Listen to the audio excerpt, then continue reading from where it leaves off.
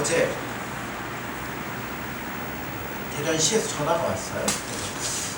집합 금지, 대면 예배를 드리지 말라. 제가 뭐 중대본부하고 교계 여러 개신교 단체하고 협의란 게 있는데 20명 방송 시설이 없는 데는 20명 이하는 예배를 드릴 수 있지 않느냐 제가 물었더니 대전시 그것도 될 수 있으면 안 해줬으면 좋겠습니다. 근데 우리 방송 시설 없으니까 어쩔 수 없다고 이제 제가 전화를 끊었어요. 다음 주엔 어떻게 될지 잘 모르겠는데요. 오늘 우리가 이렇게 모이는 것도 하나님의 은혜라고 생각합니다. 바울이 오늘 말씀을 기록할 때가 AD 55년경입니다. 이때는 바울이 기독교로 개종을 한 지 약 20년이 지났습니다. 바울이 처음 예수를 만났을 때는 아주 생생한 젊은이였죠.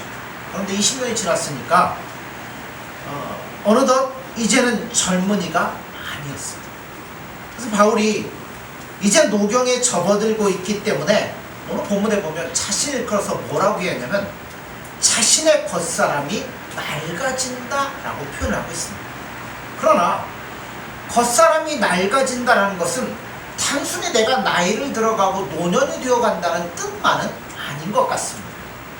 왜냐하면 읽지는 않았지만 4장 8절에서 9절을 보면 이런 말씀이 있어요. 보세요. 우리가 사방으로 우겨쌈을 당하여도 쌓이지 아니하며 답답한 일을 당하여도 낙심하지 아니하며 박해를 받아도 버림바 되지 아니하며 거꾸러뜨림을 당하여도 망하지 아니하며, 즉 바울이 당하고 있는 현실을 말하고 있는데 여기에 보면 사방으로 우겨쌈을 당한다고 그랬어요. 원문을 살펴보면 모든 면에서 압력을 받는다. 여러분 비빔밥 할 때 뭐를 넣어야 고소해지죠? 들기름을 넣든 참기름을 넣든 고소해져요. 그런데 들기름이나 참기름을 어떻게 짜는지 아시잖아요. 들기름을 볶아가지고 짜는 그 기계에 딱 넣으면 무지막지한 압력으로 꾹 눌러가지고 기름을 짜냅니다. 비유적으로 말하면 사방으로 우겨쌈을 당한다는 말도 마치 위에서부터 참기름 짜내듯이 무언가 힘있게 눌러가지고 눌림을 받는 상황을 이야기해요. 또 그것뿐입니까? 바울은 뭐라고 하냐면 답답한 일을 당했다고 했어요. 여러분 어떨 때 답답하세요? 그렇죠. 이쪽으로도 갈 수 없고 저쪽으로 갈 수도 없고 뒤로도 갈 수 없는 마치 사방으로 포위를 당한 것 같을 때 답답하다라고 우리가 표현합니다. 또 바울은 박해를 받았다고 했어요. 마치 짐승이 사냥꾼에게 쫓김을 받듯이 무언가로부터 계속 쫓김을 받는 상태를 일컫습니다. 그리고 마지막으로 거꾸러뜨림을 당했다고 했어요. 이거는 레슬링 경기에서 나오는 말인데요. 마치 이렇게 태클을 해갖고 번쩍 들어가고 거꾸로 땅에다 매다 꽂는 것 같은 것을 말하는 겁니다. 그러니까 바울이 나는 지금 낡아져 간다라고 표현할 때 이 모든 것들이 그 안에 포함이 되어 있는 겁니다. 위로부터 압력을 받고 뒤로부터는 추격을 받고 밑에서부터 던짐을 받아 거꾸로 트림을 당하여 앞으로도 뒤로도 좌로도 우로도 어디로도 갈 수 없는 답답한 상황, 그 형편을 바울이 말씀을 하고 있습니다. 뿐만 아니죠. 4장 3절 한번 보세요. 만일 우리의 복음이 가리웠으면 망하는 자들에게 가리워진 것이라. 바울은 위대한 복음의 사도입니다. 그런데 바울이 복음을 전할 때마다 늘 3,000명, 4,000명이 돌아오고 그랬던 건 아닙니다. 복음이 전파했음에도 불구하고 아무런 열매를 거두지 못할 때도 있었습니다. 그런데 바울이 이러한 환경, 우겨쌈을 당하고 박해를 당하고 복음을 전해도 아무런 반응이 없고 이런 상황을 당했는데 그러한 환경 가운데서 고백하기를, 이거 뭐라고 고백하냐면 16절에 보세요. 그러므로 우리가 낙심하지 아니하노니 우리의 겉사람은 낡아지나 우리의 속사람은 날로 새로워지도다. 낙심할 수밖에 없는 상황이잖아요. 아무것도 할 수 없는 상황이잖아. 그래서 겉사람은 점점 낡아져가고 있다고 하는데, 바울은 그것을 보면서 뭐라고 고백을 해요? 속사람이 날로 새로워지다고 하는데, 이거는 체험하지 않고서는 고백할 수 없다는 이야기입니다. 그런데 바울이 그런 상황 가운데서 어떻게 나는 날마다 새로워집니다라고 고백할 수 있었을까요? 여러분, 오늘 우리도 비슷한 환경 아닙니까? 뭐 경제는 코로나나 이런 환경으로 인해서 여러분 얼마나 어렵습니까? 또 심지어 우리가 하나님 앞에 나와 예배하는 것조차 어려운 상황에 처해 있어요. 어떻게 해야 됩니까? 그런데 이런 상황 가운데서 바울은 뭐라고 그래요? 힘들어 죽겠네. 이게 아니고, 내 겉사람은 날마다 낡아질지라도 내 속사람은 날마다 새로워지고 있다라고 기쁨으로 그가 고백을 한다. 그 이유가 뭐냐는 거죠. 자, 두 가지 이 비결을 볼 수 있는데요. 첫째는, 자, 17절을 보세요.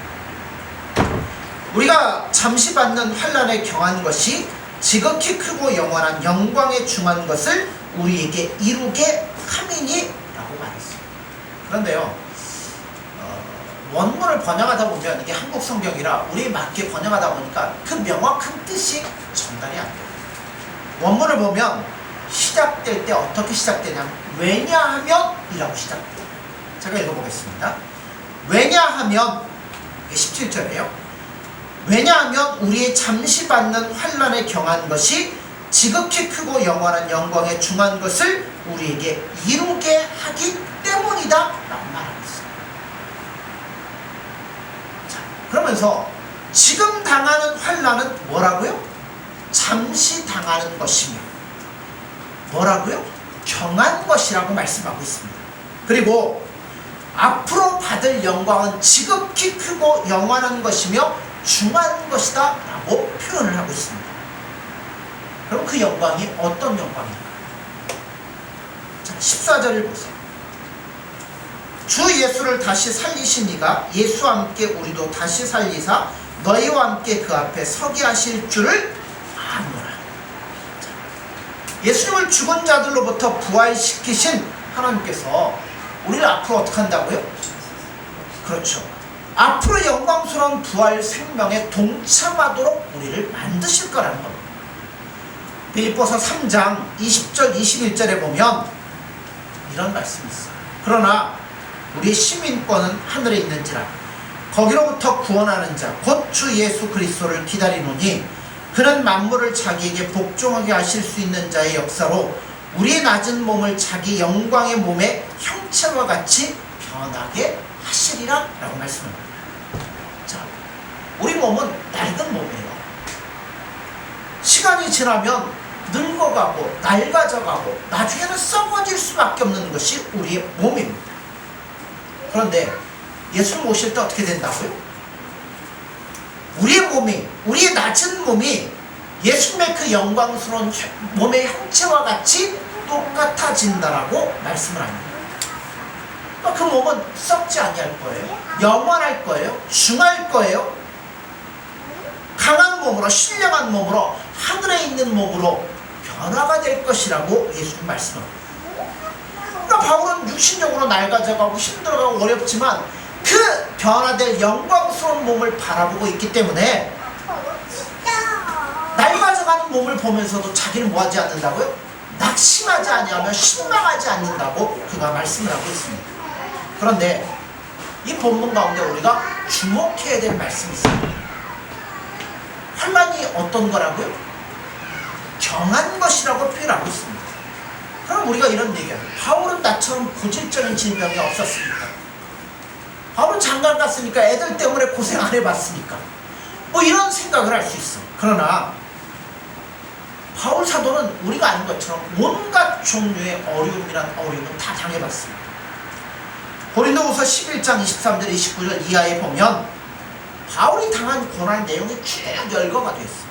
거기에 보면 바울은 여러 번 감옥에 갇혔습니다.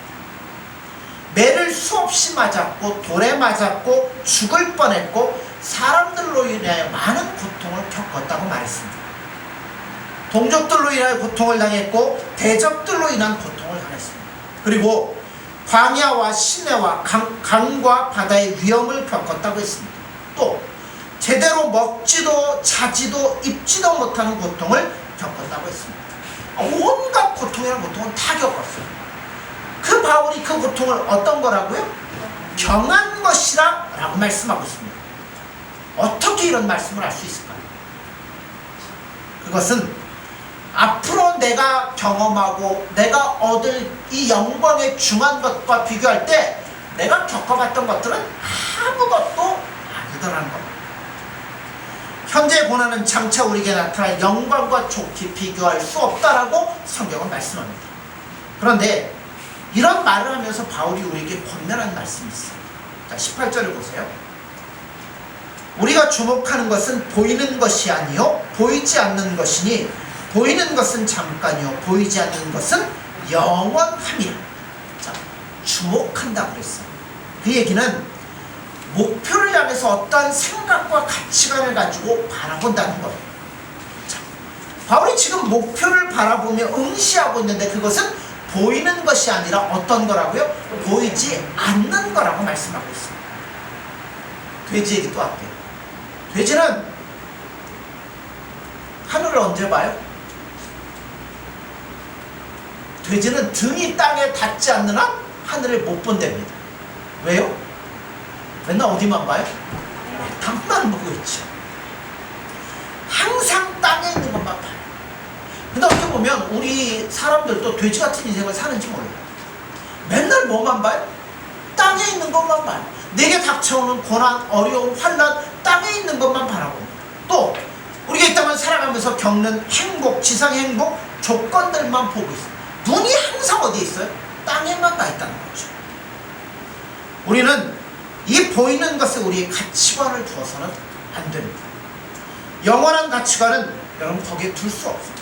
성경은 보이는 것은 뭐라고요? 잠깐이라고 표현하고 있습니다. 하나님으로부터 받은 많은 축복. 자, 우리 예수님 열심히 믿고 잘 믿어서 뭐 해야 돼요? 이 땅에서 행복하게 사는 게 좋죠. 맨날 힘들게 사실 겁니까? 예수님 은혜도 있죠. 예수님 우리에게 주는 것 바라볼 때 그걸 보지 말고 뭘 보라는 거예요? 그 뒤에서 이 모든 것들을 허락하시는 예수님께 초점을 맞추라는 거예요. 만약 외부적인 그런 조건들이 우리에게 주어지지 않으면 우리는 어떻게 해야 돼요? 그때도 누구를 봐야 돼요? 예수님을 바라보며 믿음으로 나아가야 되는 겁니다. 보이는 것은 잠깐 지나가는 안개와 같다고 성경은 말씀합니다. 그림자와 같아요. 꺾은 꽃과 같습니다. 모두 영원하지 않은 일시적인 것에 불과하다는 겁니다. 땅에 보이는 것 다 그렇답니다. 그러므로 우리는 보이는 것에 우리 영원한 가치를 두고 여러분 그걸 보지 마시고요. 보이지 않는 영원한 것에 우리 가치관을 두시고 믿음으로 한번 달려가 보십시오. 우리 눈에는 보이지 않는 확실한 것, 우리 눈으로 보는 것보다도 확실한 것, 지극히 큰 영원한 이 중한 것들을 바라보며 살아가셔야 된다는 겁니다. 눈에 들어오는 것 응시하지 아니하고 저 영원한 세계를 바라볼 때 우리 육신은 낡아져가고 환경은 어렵지만 우리의 뭐는요? 속사람은 날로 세워져 갈 수 있다는 거예요. 두 번째, 자 16절을 보십시오. 그러므로 우리가 낙심하지 아니하노니 우리의 겉사람은 낡아지나 우리의 속사람은 날로 새로워지리라. 자, 바울이 어려운 문제를 경험하면서도 넘어졌다 이러는 걸 뭐라고 그러죠? 장난감 있잖아요. 툭 건들면 넘어졌다가 빨딱 일어나는 거예요. 오뚜기. 바울이 오뚜기처럼 일어설 수 있었던 비결이 뭘까요? 하나는 눈에 보이는 게 아니라 보이지 않는 영원한 것을 보았기 때문에 일어날 수 있었어요. 또 한 가지가 있다. 자, 4장 7절을 보세요. 우리가 이 보배를 질그릇에 가졌으니 이는 심히 큰 능력은 하나님께 있고 우리에게 있지 아니함을 알게 하려 함이라. 자, 세상을 살아갈 때 적당하게 예수님도 적당하게 믿고 세상도 적당하게 의지하고 살면 뭐가 없어요? 환난, 걱정 이런 게 없어요. 왜냐하면 이게 좋을 땐 이쪽으로 갔다가 이게 좋을 땐 이쪽으로 왔다 갔다 하면 되죠. 그러나 철저하게 예수님을 붙잡고 예수님의 말씀에 근거해서 예수님의 뜻대로 살아가려고 하면 여러분 어려움을 당할 수밖에 없다는 겁니다. 이걸 대표적으로 보여준 사람이 바울이죠. 자기 마음속에 있는 오직 그 예수님을 향하여 믿음으로 살아갈 때 바울이 얼마나 힘들고 어려운 일을 경험했어요. 그런데 그가 이런 어려움 가운데서 이길 수 있었던 비결이 뭐라고요? 나는 질그릇과 같아요. 질그릇 쉽게 깨지죠. 모양도 없고 가치가 없어요. 아무것도 없어요. 그러나 그러한 자기 속에 뭐가 있다고요? 보배이신 예수님이 있기 때문에 어떤 환경과 어려움 가운데서도 그가 승리할 수 있었다는 겁니다. 아멘. 이 보배가 뭘까요? 예수님. 4절을 보십시다. 그 중에 이 세상의 신이 믿지 아니하는 자들의 마음을 혼미하게 하여 그리스도 영광의 복음에 광채를 비치지 못하게 하미니 그리스도는 하나님의 형상이라. 자, 6절을 보세요. 어두운 데에 빛이 비치라 말씀하셨던 그 하나님께서 예수 그리스도의 얼굴에 있는 하나님의 영광을 아는 빛을 우리 마음에 비추셨느니라. 자, 여기서 보배라고 하면 결국 뭐예요? 예수님. 그렇죠. 예수 그리스도 안에 있는 하나님의 영광을 아는 빛, 결국 누구예요? 예수님이잖아요. 그 예수님, 그 복음을 말하는 겁니다. 바울이 어떤 환난 가운데서도 어떤 일을 당해 쓰러졌다가도 바로 일어설 수 있었던 그 비결이 그 속에 예수님이라는 보배가 있기 때문에 그가 일어설 수 있었다는 겁니다. 바울의 일생을 보면 바울은 자기 일생을 일컬어 한마디로 표현하죠. 나는 날마다 죽노라. 그 말씀 그대로 바울의 인생은 날마다 뭐예요? 죽는 인생이었습니다. 무엇 때문에 그가 그런 인생을 살 수 있었을까요? 바로 예수님 때문에. 예수님의 복음 진리를 안고 살아가기 때문에 불의한 세상 가운데서, 그렇다고 해서 뭐 예수 믿는 이 인생이라는 게 세상의 불의를 지적하고 뭐 이거를 개혁하고 앞에서 나가 싸우고, 여러분 그거는 우리가 할 일이 아니에요. 만약 그랬더라면 예수님 이 땅에 오셨을 때 뭐 하셔야 돼요? 한 손에 방패, 한 손에 칼 들고 다 떼어부시고 새로 만드시면 돼요. 근데 예수님 그렇게 하셨습니까? 아니잖아요. 묵묵히 모든 것들을 짊어지시고 믿음으로 기도하며 가신 분이 예수입니다. 그러니까 우리도 누가 하셔야 되는 거예요? 예수님이 하셔야 되는 거예요. 그러니까 우리가 이 예수 믿는 사람들이 해야 될 것은 이 앞에 나가 이거 하는 게 아니라 뭐예요? 이 나라, 이 민족, 이 모든 것들을 불쌍히 여겨달라고, 예수님의 은혜를 베풀어달라고 눈물로 예수님 앞에 호소하며 나아가는 게 우리가 해야 될 일이지, 도덕적으로 뭐 이 문제가 아니라는 거예요. 바울은 여러분 뭔 문제를 지적하는 게 문제가 아니잖아요. 내 안에 있는 예수님의 복음을 온전히 전하는 일에 최선을 다해 살았던 것이 바로 바울이라는 겁니다.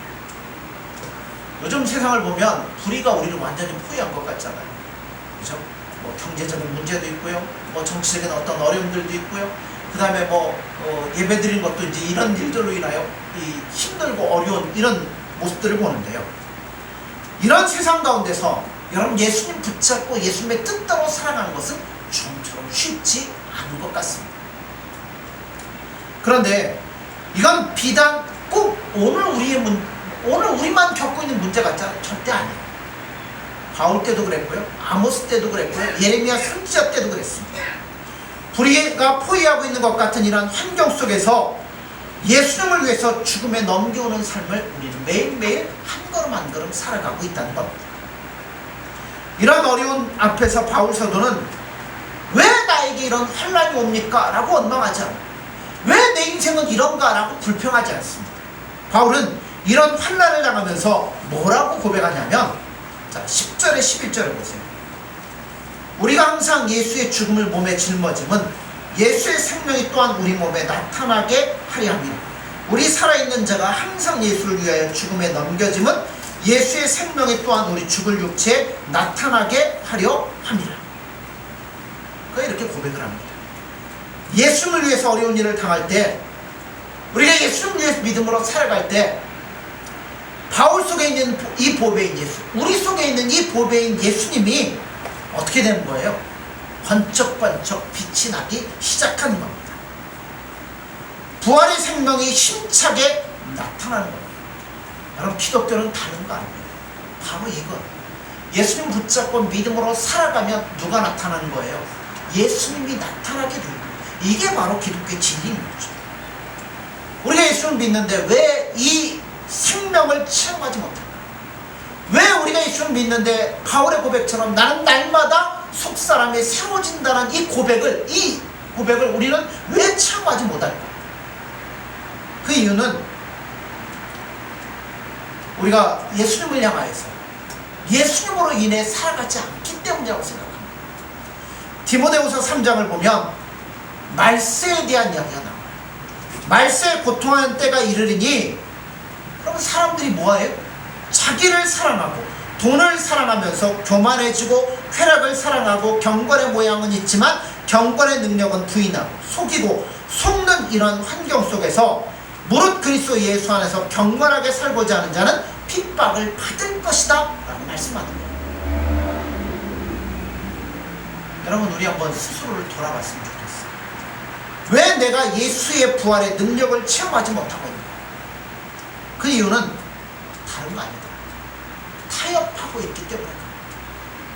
죄와 타협하고 불의와 타협하고 부정과 타협하고 욕심과 타협하고 내 안에 욕망과 타협을 하기 때문에 온전하게 예수님을 바라보지 못하기 때문에 그럴 때가 있습니다. 예수 믿는 사람들이, 그리스도인들이 바로 서 있으면 여러분, 어려움을 당할 수밖에 없어요. 그리고 고난을 당하면 당할수록 나는 낡아질지 모르지만 내 안에 있는 내가 그토록 사랑하는 예수님은 어떻게 되는 거예요? 번쩍번쩍 빛이 나게 되어 있다라는 겁니다. 어느 젊은 성악가가 무대에 서서 노래를 아름답게 불렀어요.